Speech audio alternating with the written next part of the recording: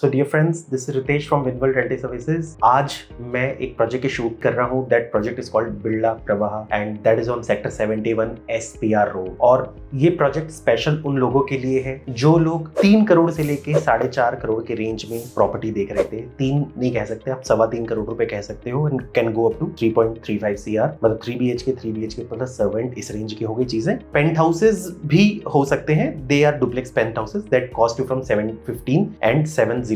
इसके अलावा possession charges, GST extra. So basically इस रेंज में अगर आप प्रोजेक्ट देख रहे हैं तो उनके लिए अच्छा प्रोडक्ट है। इसके अलावा अगर आप SPR रोड पर देख रहे हैं, बिरला ब्रांड का देख रहे हैं, तो आपके लिए अच्छा प्रोडक्ट है। अब मैं इस प्रोजेक्ट का डिटेल आपको बताऊंगा। जो भी मुझे अच्छा बुरा लगेगा मैं आपको बताऊंगा। आपको जज करना है कि क्या ये प्रोजेक्ट आपके लिए है कि नहीं है। आपको पहले बता दूं, ये प्रोजेक्ट 5 एकड़ का है जिसमें करीब 500 के आसपास यूनिट्स हैं। उसमें से जो 95% ऑफ द यूनिट्स, इनफैक्ट 95 की ऑलमोस्ट, अगर आप कुछ पेंट हाउसेज को हटा दो तो there are only 3 BHK and 3.5 BHK। So हम सबसे पहले बात करते हैं। आप मेरे पीछे कुछ फसाड्स देख सकते हो सो दैट यू हैव आइडिया कि कैसा ये प्रोजेक्ट होगा। ये जो टावर है ये आपके है 3 BHK सर्वेंट का। एक फ्लोर पे 2 फ्लैट है आपके, यानी कि 2 to the core है। इसके अलावा यहाँ पर आपके 2 लिफ्ट्स हैं। दूसरी तरफ अगर आप देखोगे तो 2 टावर आपके 3 BHK के हैं सिर्फ विदाउट सर्वेंट, और यहाँ पर एक फ्लोर पर 4 फ्लैट है, यानी कि 4 to the core, और each tower has got 3 lift. तो ये आपने फसाड देख लिया। कुछ और मैं आपको एनिमेशन दिखाता हूँ सो that you have idea of the project, how does it look. Rendering से आपको प्रोजेक्ट का आइडिया हो जाएगा। फिर मैं आपसे प्रोजेक्ट के लोकेशन के बारे में बात करूंगा। सबसे पहले अगर मास्टर प्लान में बात करें प्रोजेक्ट के बारे में, जैसा कि गाइस आप देख सकते हो, जो ये लोकेशन है दैट इज ऑन सेक्टर 71। ये आपकी लोकेशन है और ये मार्क भी किया हुआ है एग्जैक्टली। ये आपका क्लोवर लीफ है। क्लोवर लीफ से करीब 3 किलोमीटर आप आते हो अंदर, और यहाँ से यू जस्ट टेक लेफ्ट लेते ही व्हाइट लैंड का SEO आता है, वहां से आप अंदर लेते हो, मतलब बहुत ही जल्दी कुछ कमर्शियल बेल्ट है। उसके बाद सीधा आपका बिरला प्रवाह प्रोजेक्ट आ जाता है, और इसके साथ आपका पायनियर का एक प्रोजेक्ट है अल्बन, वो भी आता है। अपोजिट में लो राइज फ्लोर्स हैं क्योंकि सारा DLF का प्रोजेक्ट है, और that is called DLF Almeda. It's a very famous place. अगर आप गोल्फ कोर्स एक्सटेंशन रोड से आ रहे हो, दिस इज वाटिका चौक, यहाँ से आप क्रॉस करके भी आप आ सकते हो और you can come to the place. ठीक है, यहाँ से यू टेक राइट। इसके अलावा क्योंकि आप क्लोवर लीफ कॉस्ट जब कनेक्ट होता है तो you can come from new Gurgaon, trumpet junction, इसके अलावा द्वारका एक्सप्रेसवे। आसपास की हैबिटेबिलिटी की बात देखें तो ऐसे तो यू नो एवरीथिंग। यहाँ से मतलब जो भी गुड़गांव के मेन सेंटर्स है दे आर वेरी क्लोज। पर जो सबसे मेन डेवलपमेंट है जिसके बेसिस पे आप लोगे, क्योंकि हमेशा जब प्रोजेक्ट लिया जाता है तो कुछ फ्यूचर को देख के लिया जाता है, उसमें मेन थिंग है जैसे साइबर सिटी 2 हो गया आपका, ग्लोबल सिटी है जो 1100 एकड़ का प्रोजेक्ट होने वाला है। इसके अलावा IMT मानेसर भी अब फ्यूचर में और डेवलप होता जाएगा धीरे धीरे करके। ISBT जंक्शन है। इसके अलावा बहुत सारे और चीजें हैं जो फ्यूचर में आती रहेंगी, डेवलपमेंट होता जाएगा। अब हम आगे बात करते हैं फर्दर गाइस। जैसा कि मैंने आपको लोकेशन में समझाया था, आप SPR से आ रहे हो, this is from clover leaf. यहाँ से यू टेक राइट लेने के बाद व्हाइटलैंड का SEO आपने क्रॉस किया है। ये एक थोड़ा सा और है, आपने देखा ये व्हाइटलैंड का SEO है, and this is the pyramid Urban की साइड है, और ये आपका बिरला का साइड है। बिरला लंबा है, L शेप में है ऐसे। ठीक है, आपको ये क्लोज लुक है तो आप यहाँ से देख सकते हो कि मतलब how these projects are related. ये आप बिरला की साइड है आपकी। तो यहाँ आपके जो 3 टावर्स हैं ये 3 BHK के हैं विद सर्वेंट, और यहाँ पर जो 2 टावर्स हैं 3 BHK विदाउट सर्वेंट है। अब आप सोचोगे कि यार एक प्रोजेक्ट बिल्कुल एडजॉइनिंग में आ रहा है पायनियर अल्बन के, तो ये कैसा लगेगा। तो अभी मैं आपको क्लोज लुक बता देता हूँ गाइस। अब आप देख लो, यहाँ मैंने बेसिकली क्या किया, गूगल मैप में दोनों प्रोजेक्ट को फिट किया है कि कैसा प्रोजेक्ट लगेगा। इनके 2 टावर्स को देखोगे, मतलब like if you see there B and C, तो इनका क्लियर विजन आता है ऑफ अल्बन पार्क, क्योंकि जो पायनियर अल्बन है उसमें क्या 3 टावर्स हैं, और जो पार्क है वो उन्होंने अपोजिट साइड में दिया है। तो मेरा कहना है प्रोजेक्ट किसी और का है पर पार्क का व्यू आपको मिलेगा। दूसरी तरफ जो ये 2 टावर्स हैं जो 3 BHK वाले हैं, जो इनके इस तरफ वाली यूनिट्स हैं, उनको भी पार्क का पूरा व्यू मिलेगा और अच्छा खासा पार्क का व्यू मिलेगा। बाकी बैक साइड में क्या आएगा नहीं आएगा आज के डेट में मुझे क्लैरिटी नहीं है, so I can not tell you, but सामने का सर्टेन है और पार्क में अच्छा डिस्टेंस होगा। तो मेरा ये रिकमेंडेशन रहेगा कि प्रोजेक्ट पार्क किसी और का है, पर अगर उसका व्यू मिलता है तो ले लो। इसका रीजन ये है कि जो प्रोजेक्ट है, क्योंकि आपका जो प्रोजेक्ट है that's a high density project, और मैं ये नहीं कहता कि हाई डेंसिटी होना बुरा होता है, पर आज के डेट में गुड़गांव का ट्रेंड ऐसा आ गया कि ऐसे ही प्रोजेक्ट्स आ रहे हैं। तो आपके अपने प्रोजेक्ट्स में एक काइंड ऑफ लीनियर है, तो आपको सेंट्रल ग्रीन वाला एरिया नहीं मिलता। ऑफ कोर्स ये जितने ग्रीन एरियाज है, फैसिलिटीज आपको सारी मिलेगी, मतलब एक सोसाइटी के अंदर या सेंट्रल ग्रीन के अंदर जो भी चीजें होती है, जो बेस्ट टू बेस्ट क्लब हो गया, स्विमिंग पूल, वॉकिंग ट्रैक है, वो सारी चीजें, पर आपको सेंट्रल ग्रीन का व्यू नहीं मिलेगा। मुझे लगता है कि अगर जितने पार्क के हिसाब से, तो अगर आपके अपने पार्क को तो 2nd 3rd फ्लोर के बाद दिखेगा ही नहीं। हाँ, अगर आपको ये वाले पार्क के व्यू मिलता है तो कुछ फ्लैट्स को अच्छा मिल जाएगा। ये टावर्स को शायद उतना व्यू नहीं मिल पाएगा, इसको तो फिर भी मिल जाएगा, इसको नहीं मिलेगा, इसको फिर थोड़ा SPR का व्यू मिल जाएगा एग्जैक्टली। और उसी हिसाब से इन्होंने PLC डिसाइड की है कि कैसे क्या है चीजें। अभी फिलहाल प्रायोरिटी नंबर जनरेट हो रहा है, फिर ये फर्दर अलॉटमेंट करेंगे। अगर आप हाइट भी देखोगे तो अप्रोक्सीमेटली 35 फ्लोर की बिल्डिंग है, ऑलमोस्ट सेम हाइट आपका पिरामिड अर्बन का भी है। SPR रोड फिर से आप देख लो, व्हाइटलैंड का SCO, बिरला प्रवाह, पिरामिड अर्बन। और सामने आप देखो ये पूरा का पूरा DLF है आपका, ठीक है, वो भी DLF का अल्मेडा, एक अच्छी सोसाइटी है और या फिर SCOs है। मतलब फ्रंट का जो भी एरिया, जबकि आपको फ्रंट का व्यू उतना नहीं मिलता है, पर अगर देखोगे तो मतलब उस तरफ सारे लो राइज है। यहाँ पर भी एक प्रपोज 24 मीटर रोड है, पूरी लाइन से ऐसे ले जाओगे, यहाँ से भी प्रपोज एक 24 मीटर रोड है। अब हम गाइस आगे चलते हैं। आपने समझ लिया मैं आपको क्या समझाना चाहता था एग्जैक्टली, कि किस तरीके से एग्जैक्ट व्यू आएगा, क्योंकि कई लोग मार्केट में इसको नेगेटिव लाइट में दिखाना चाह रहे हैं कि ऐसा है। आपका ओपिनियन है कि आप इसको चूज करो ये कैसा है नहीं है, पर मैंने आपको बता दिया कि आपके सामने से क्या टावर आएगा। हेडेड इन अपोजिट तो ये एक बहुत बड़ा मेस होता है, कि कल को मान लो ये टावर अगर इधर उधर ग्रीनरी इन्होंने इधर दी होती तो ये अपोजिट, ये गलत हो सकता था। पर ऑफ कोर्स सारी चीजें प्री डिसाइडेड होती है। हाँ, अगर ये एक सिंगल प्रोजेक्ट होता और almost same size of the land, अगर ये सिंगल प्रोजेक्ट होता तो भी इस तरह से एक टावर प्लेसमेंट बना के एक सिंगल प्रोजेक्ट को बनाया जा सकता था, जहां पर आगे बड़े साइज होते, पीछे छोटे साइज होते, क्योंकि ऑफ कोर्स ये दो अलग अलग प्रोजेक्ट्स हैं, दो अलग अलग लाइसेंसेस हैं, तो इस तरीके से बनाया गया है। अब हम चलते हैं आगे। अब मैं आपको कुछ डायमेंशन दिखाता हूँ यूनिट्स का, आप देख सकते हो ये 3 BHK plus utility type 1 184 units है। तो मेजर आपकी ये यूनिट्स है। दूसरा जो मेजर यूनिट है वो आपका 242 नंबर है, 3 BHK टाइप 1। इन सब के लेआउट्स मैं आपको दिखा दूंगा। इसके अलावा 2 BHK बेसिकली क्या होता है ना, जब प्रोजेक्ट्स आप हाई राइज बनाते हो तो there are certain refuge floors, तो वहां पर 2 BHK बन जाते हैं। तो वो बेसिकली ये मान के चलो कि कुछ जगह पे आपको फ्लैट नहीं देना होता, you have to keep it open. कई लोग मुझसे पूछते हैं बात, I was interacting with the client, he just said me यार अगर मैं कल को बाय द वे मेरे को मन तो बहुत है कि I want to buy something on 30th floor, पर मेरे को एक ही डर है कि इन केस ऑफ फायर मैं 30 फ्लोर से 0 पे कैसे आऊंगा। मैंने भी यही बोला कि सर देखो 30 फ्लोर से क्या आप 10th फ्लोर से भी 0 पे नहीं आ सकते अगर आपके पास प्रॉपर पैसेज नहीं है। इसीलिए 2 सीढ़ियां कंपलसरी होती है। इसका रीजन ये होता है कि कल को एक सीढ़ी या स्टेयर्स में फायर लग जाए तो दूसरी आपकी होनी चाहिए। दूसरी चीज क्या होती है कि हर हाई राइज टावर में ऑल्टरनेट कुछ फ्लोर्स पे आपको रिफ्यूज फ्लोर दिया जाता है। बेसिकली वो रिफ्यूज फ्लोर इस तरीके से किया जाता है, वहां एक तो फायर नहीं लगेगा, उसको उस तरीके से अरेंज किया जाता है कि वहां फायर नहीं लगेगा, जैसे उनके दरवाजे होते हैं या जो भी उनका सेटअप होता है उस तरीके से। तो बाकी फायर का सारा वहां पर इक्विपमेंट होता है सो दैट उस एरिया में फायर लगे और वहां से आपको रिस्क्यू किया जा सके अलग अलग तरीके से। तो आपको कलेक्ट वैसे होना। मान लो फॉर एग्जांपल आप 32 फ्लोर पे हो और 30 फ्लोर पे आपका रिस्क्यू फ्लोर है या रिफ्यूज फ्लोर है, तो आप वहां जाओगे, आप 0 पे नहीं जाओगे। अब भूकंप में तो ऑफ कोर्स आज के डेट में तो ऐसी बिल्डिंग्स बनती है, मुझे लगता है कि गुड़गांव में इन क्वालिटीज की बिल्डिंग 8-9 तक सर्वाइव कर जाए इजीली। कई लोग कहते हैं कि हाई राइज भूकंप में रिस्की हो सकता है, पर इसका सबसे बड़ा एग्जांपल ये है कि एक बार भूकंप आया था म्यांमार और थाईलैंड में। तो म्यांमार में जहां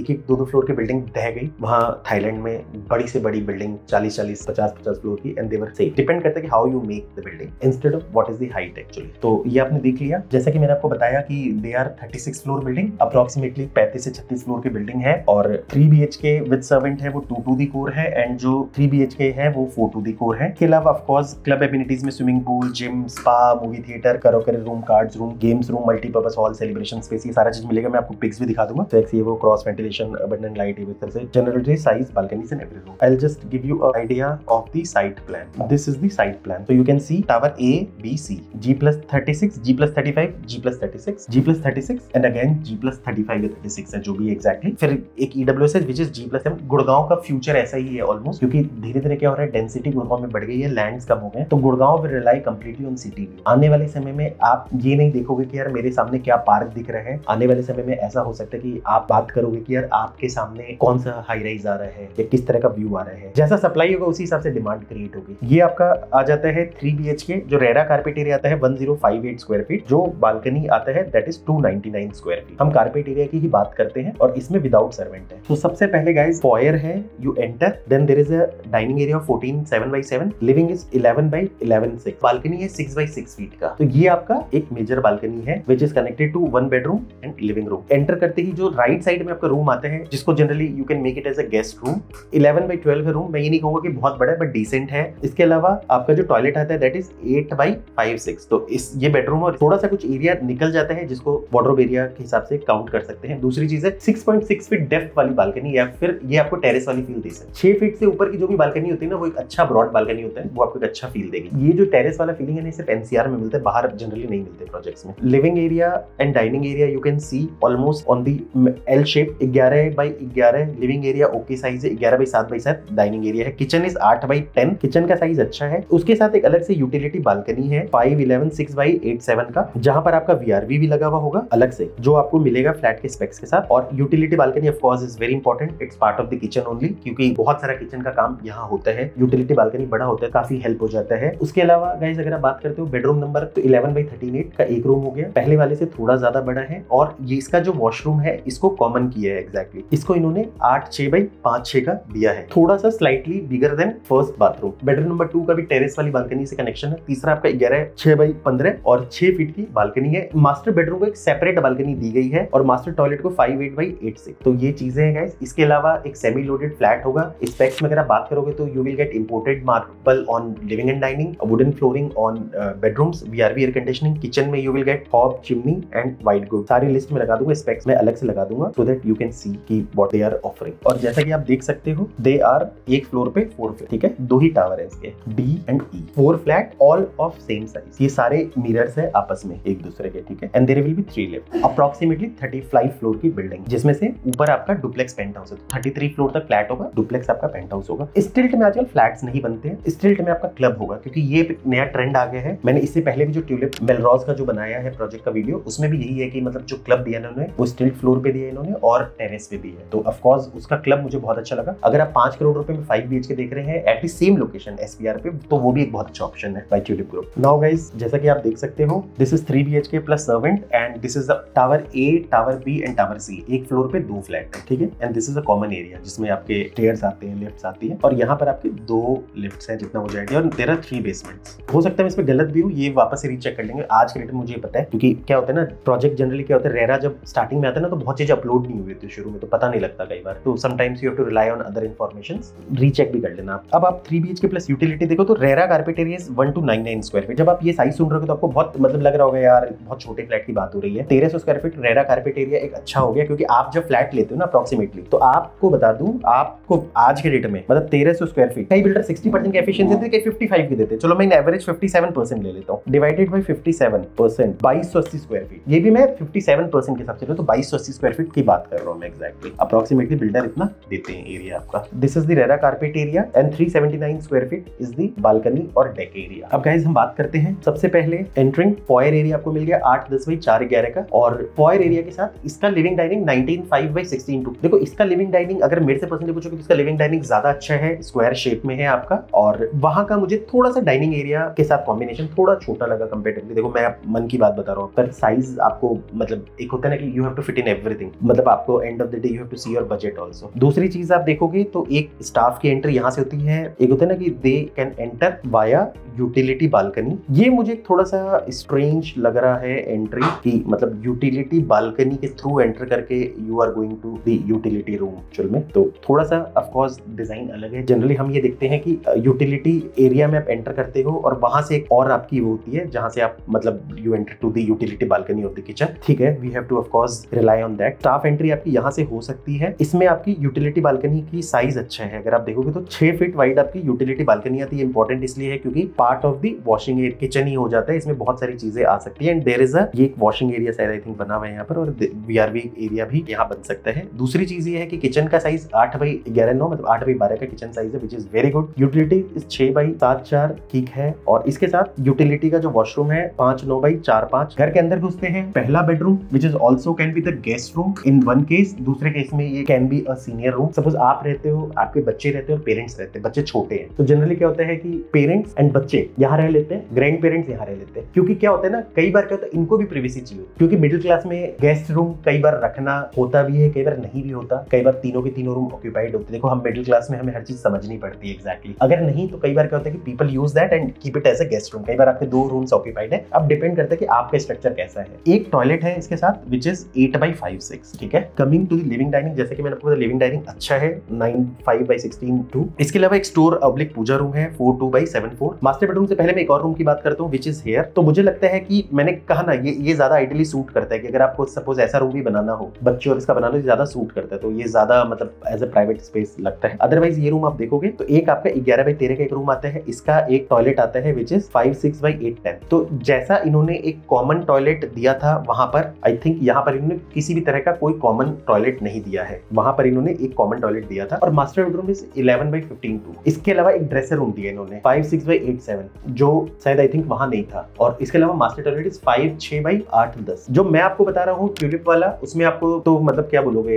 यू कैन गेट 5 BHK में भी मास्टर बेडरूम में आपको यू कैन गेट जकूजी और बहुत सारी एक्स्ट्रा चीजें भी मिलती है, तो वो भी काफी अच्छा है। अब हम और रेंडरिंग की बातें करें, थोड़ा थोड़ा हम आगे चलते हैं, सोसाइटी के बारे में ज्यादा से ज्यादा जानते हैं। तो this is how we enter to the society, और ये बाहर का फसाड है, इस तरीके से आप सोसाइटी एंटर करते हो। This is how car enters to your society. आजकल आप ये बहुत कॉमन कॉन्सेप्ट हो रहा है गुड़गांव में, और आने वाले समय में ये समझ के चलो कि मेजॉरिटी प्रोजेक्ट्स ऐसा ही करेगी कि एक क्लब की बिल्डिंग अलग से नहीं देगी, वो क्या करेगी, जो क्लब है वो स्टिल्ट एरिया में ही बनाया करेंगी। क्योंकि क्या हो रहा है कि जैसे ही ऐसी ग्रीन एरिया बहुत कम हो गया है, उसमें भी अगर क्लब की बिल्डिंग बना दे तो कुछ बचेगा ही नहीं। सो दे विल स्टिल्ट एरिया को they will use as a club. उसके अलावा कॉमन रिसेप्शन होगा, या फिर एक रिसेप्शन या 2 रिसेप्शन होंगे जहां से क्लब भी जा सकते हो और सोसाइटी में भी जा सकते हो। मतलब काइंड ऑफ इस तरीके से चीजें रहेंगी। This is the reception area, it looks so beautiful, double height लग रहा है आराम से देख। और इसके अलावा यहाँ लिफ्ट्स का आपका लॉबी आता है। रिसेप्शन एरिया है जहाँ के मतलब लाइक रिसेप्शन वाले बैठेंगे, और ये लिफ्ट लॉबी एरिया आ गया। तो ये बहुत ही एलिगेंट है आपका। ये आपका वेटिंग एरिया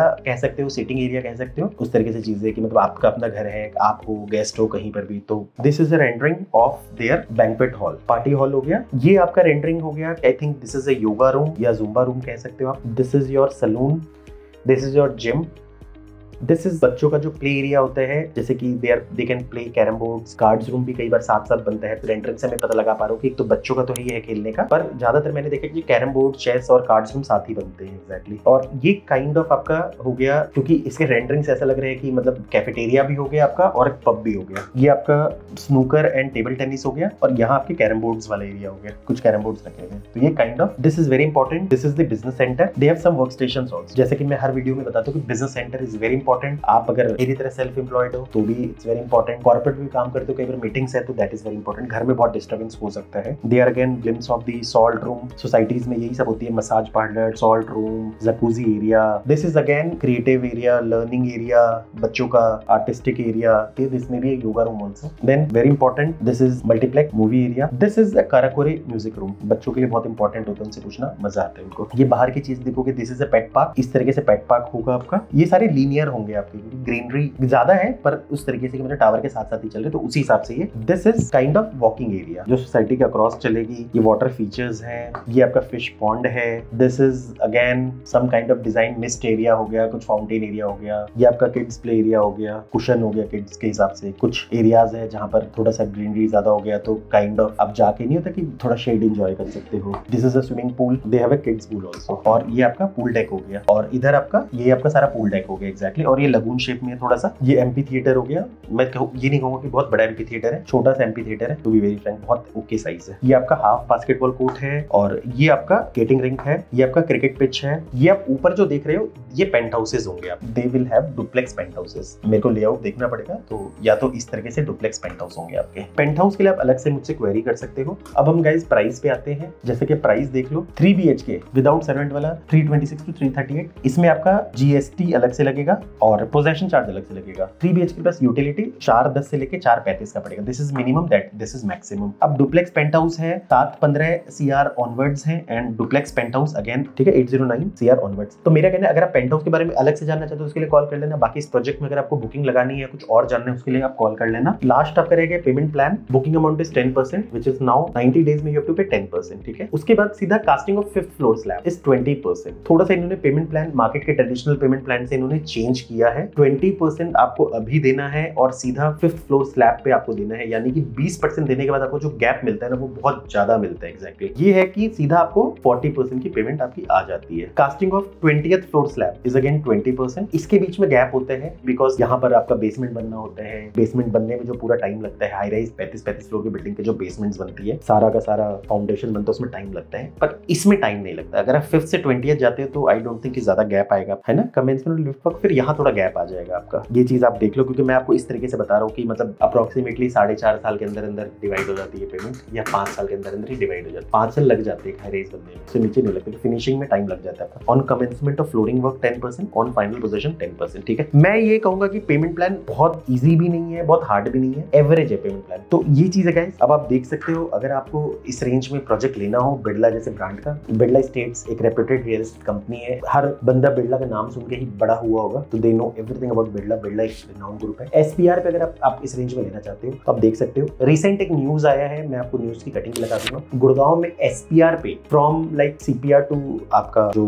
वाटिका अंडरपास है वहां तक फ्लाईओवर का काम शुरू हो सकता है। नेक्स्ट फेज में they may start of the extension road, वहां से घाटा तक का, मतलब वाटिका चौक से, पर इसमें पहले शुरू कर देंगे। मेरा कहना है जब तक आपको पोजीशन मिलेगा तब तक तो खैर आप तो कंप्लीट हो चुके होगा, या फिर आप कंप्लीशन के स्टेज पे होगे, आप तब तक वहां पहुंच चुके हो इस लेवल पे, तो आपके लिए बहुत आइडियल है। तो उस रेंज से आपको रिटर्न भी मिल सकता है।